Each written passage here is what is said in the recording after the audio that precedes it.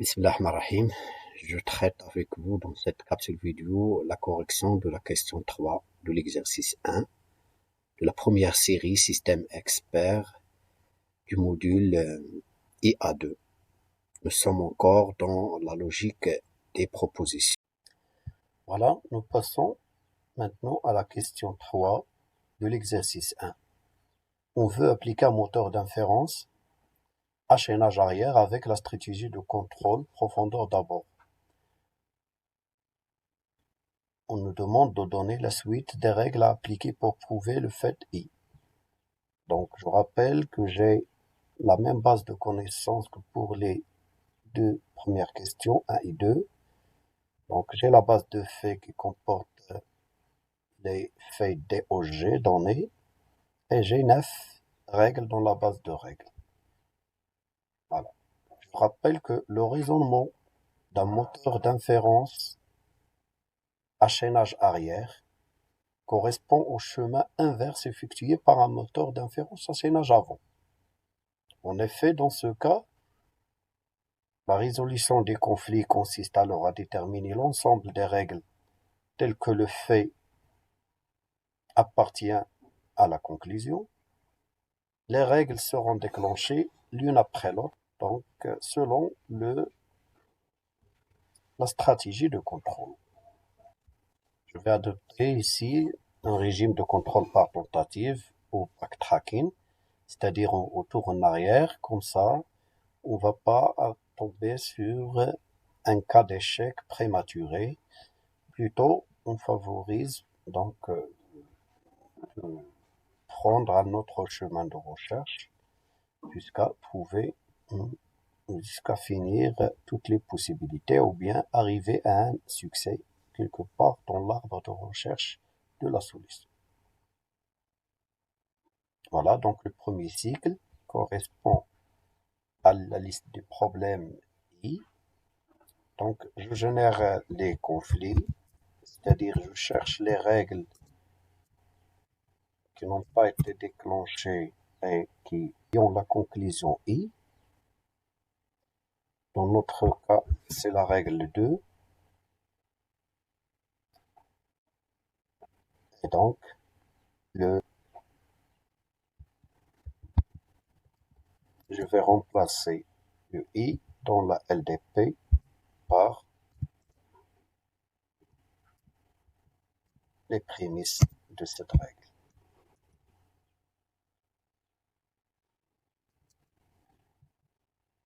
Donc, I va être remplacé par F et H. Je vais souligner F pour dire que c'est notre prochain problème dans ce cycle. Donc, je génère les conflits pour ce fait. Donc, je cherche les règles dont F est conclusion, la règle R1. Je n'ai pas d'autres règles qui ont F dans leur conclusion.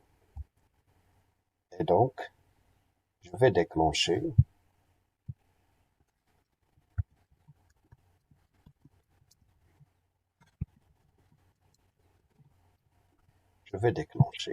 R1.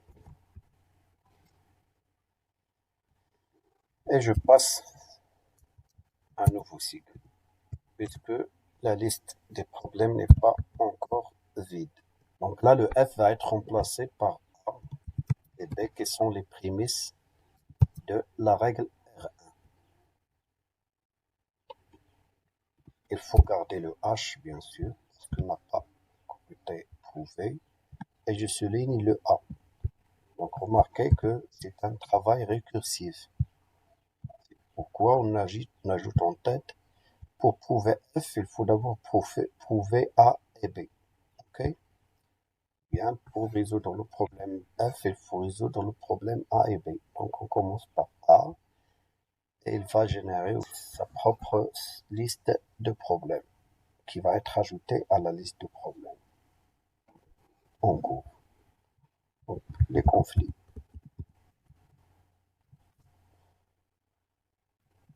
Quelles sont les règles dans A et conclusion? J'ai la règle R3. Et et c'est tout.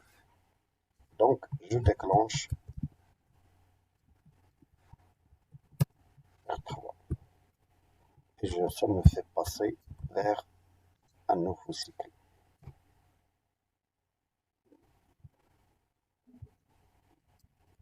Je vais mettre à jour la liste des problèmes. Donc, au lieu du A, je vais prendre le T, H, G, en plus de B et de H.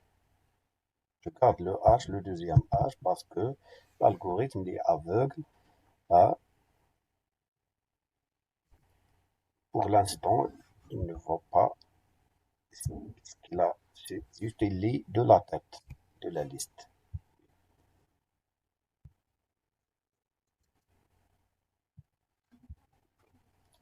Et donc, il faut souligner le premier, puisqu'on est dans une stratégie de contrôle profondeur d'abord.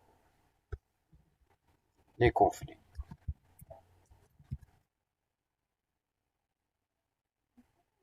Est-ce que j'ai besoin de chercher une règle? Non. C'est parce que D appartient et dans DBF, la base de faits. La base de faits. Donc, elle est pouvait supprimer T de LDP. Cycle.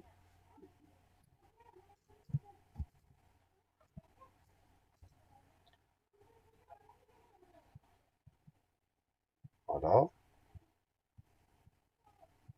Il faut maintenant aller vers le nouveau LDP. Ça va être H, GBH.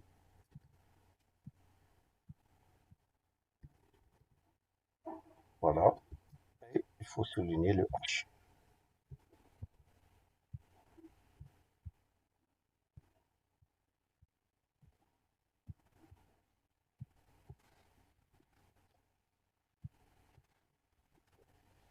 Voilà. On traite maintenant le H. Est-ce que le H est dans la base de faits? Non. J'ai le DOG. Donc, je dois générer les conflits. Alors, quelles sont les règles qu'il faut applicables qui vont générer le conflit? Il cherche les règles qui ont la conclusion H. R4.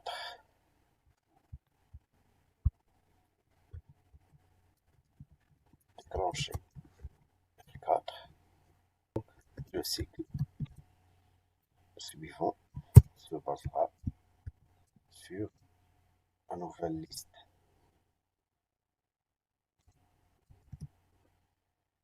de problèmes en remplaçant H par O, G.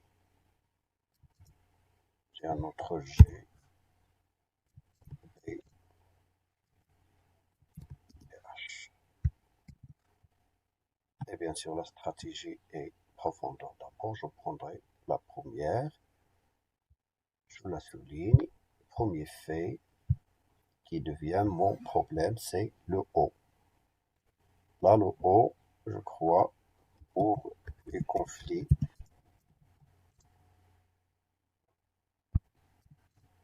il faut voir que O est dans DBF. Donc, ce qu'on a, il faut juste supprimer O de la liste des problèmes. Puisque la liste n'est pas encore vide, alors je vais continuer.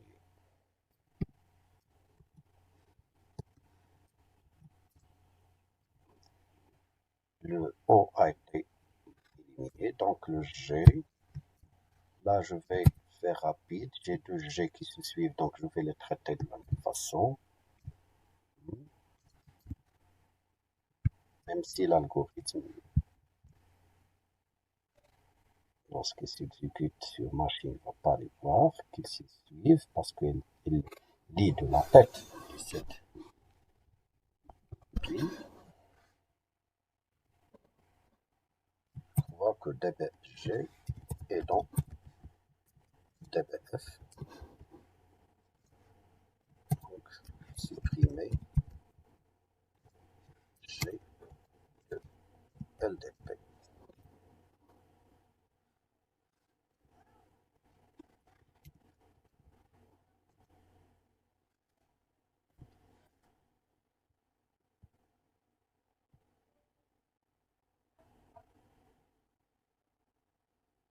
Voilà, cycle 9 pour dire que j'ai aussi un cycle numéro 8 où j'aurai en tête de la liste des problèmes un G. Donc je lui fais la même chose, je le supprime. Je passe au cycle 9, voilà, qui ne contient que la P et la H. Ce n'est pas encore fini. Il faut souligner le B.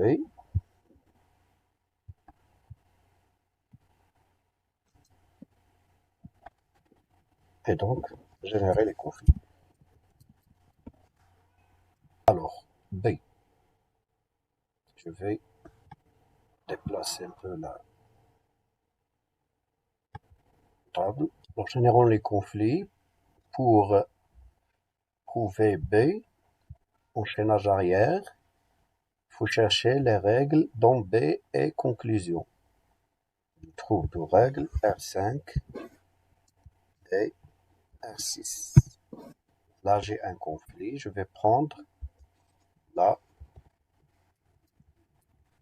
R5. Et la R5 va quoi faire? On va mettre à jour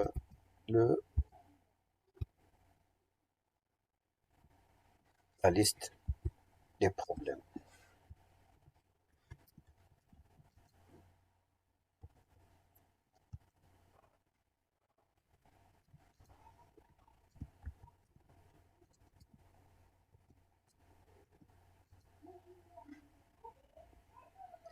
Voilà, R5 va donner naissance au problème E et H et éliminer le B.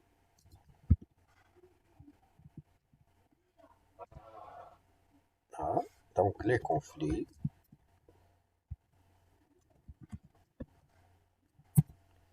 Quelles sont les règles dans E et conclusion? Je souligne le E. Hein. Alors, quels sont les conflits?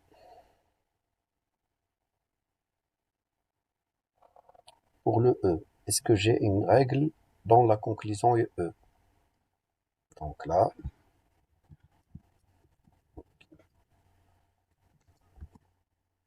donc les règles applicables est égal à l'ensemble vide. Donc, back, tracking, retour en arrière. C'est-à-dire qu'on va revenir à l'état du cycle 9.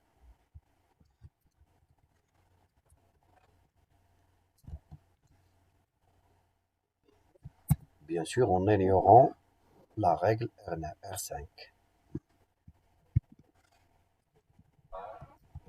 On revient d'un cran.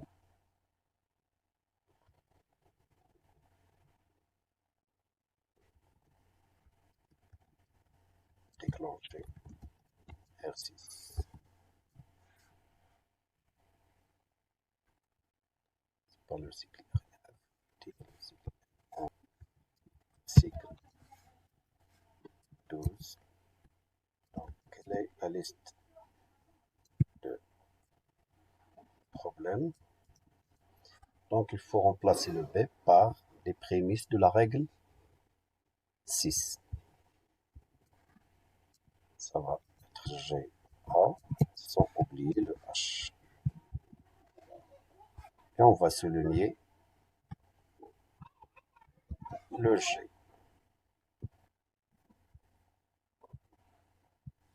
Voilà, notre problème maintenant est G. Il faut générer les conflits.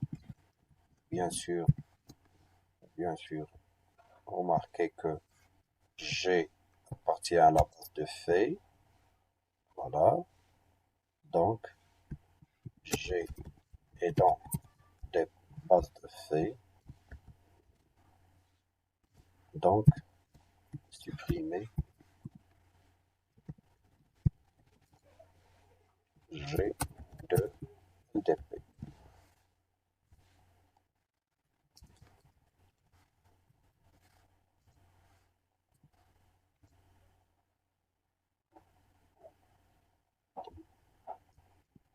Et la nouvelle dp va être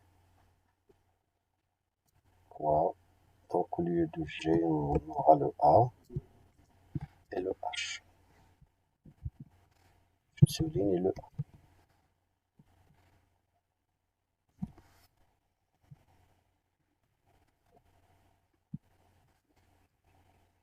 Les conflits.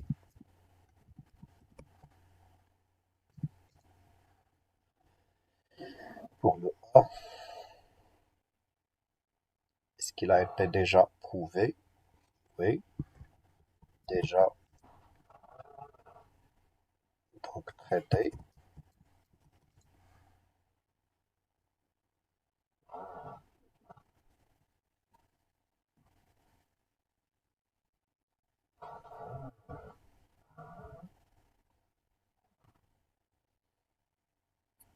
Donc, il faut aller vers le H.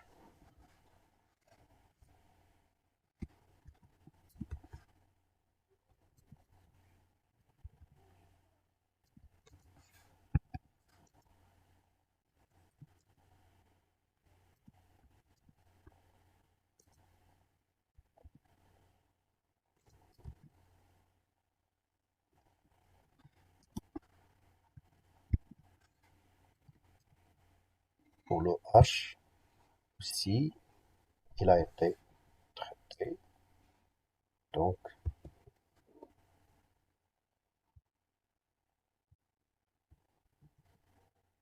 même chose pour H. On va dire qu'elle est prouvable.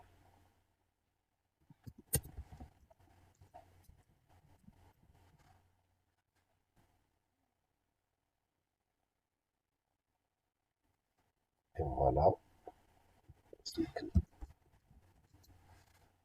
15, G, LDP,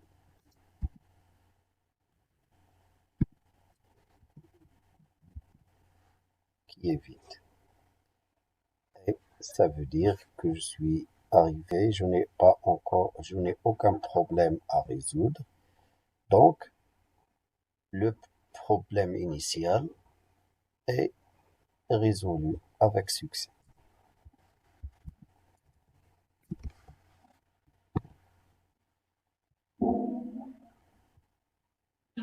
Voilà, j'arrive au terme de cette capsule traitant le chaînage en arrière dans la logique des propositions. Le reste de la série 2, vous le trouverez dans les prochaines vidéos. Bonne journée.